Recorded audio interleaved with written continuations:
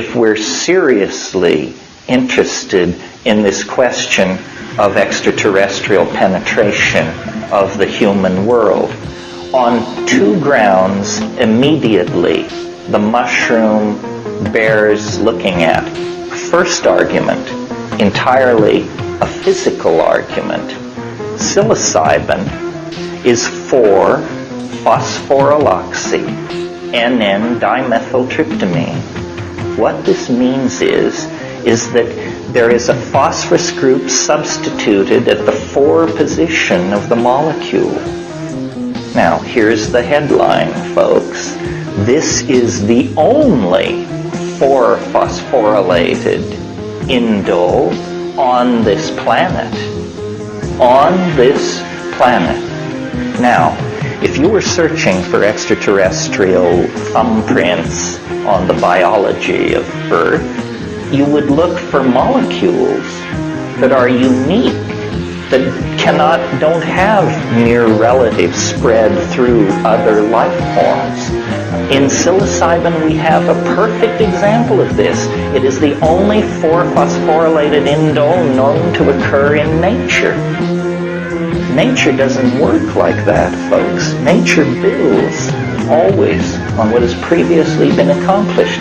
So this is a red flag saying at the molecular level, this thing looks like an alien artifact at the molecular level.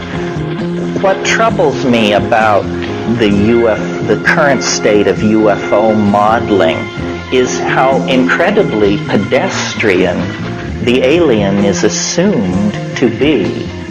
I mean, their little gray suits, their charmingly slanted eyes, their cheerful interest in our reproductive capacity.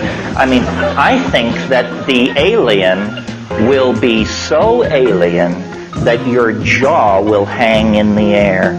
And expecting to meet an anthropoid-like alien with an interest in your reproductive machinery and gross industrial capacity is as culture-bound a concept as searching NGC 321 for a good Italian restaurant.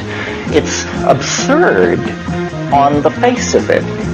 Let us for a moment hypothesize aliens.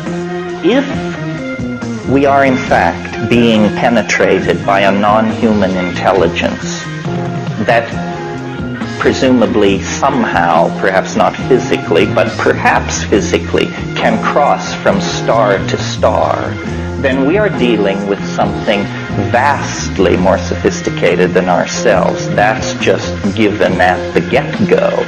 Well, if it's vastly more advanced than we are, then DNA sequencing, complete understanding of the molecular genesis of thought, so forth and so on, would be no problem for that level of technical sophistication.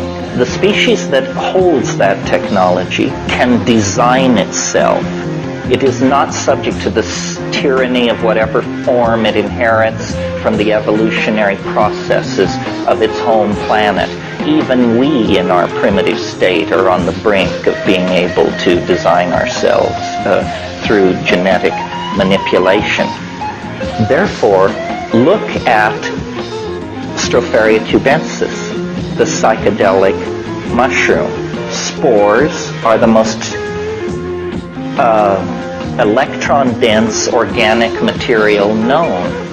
The electron density of the outer case of a spore approaches that of a metal. A single mushroom in the sporulation phase can shed up to 3 million spores a minute for up to 6 weeks. One mushroom can do this.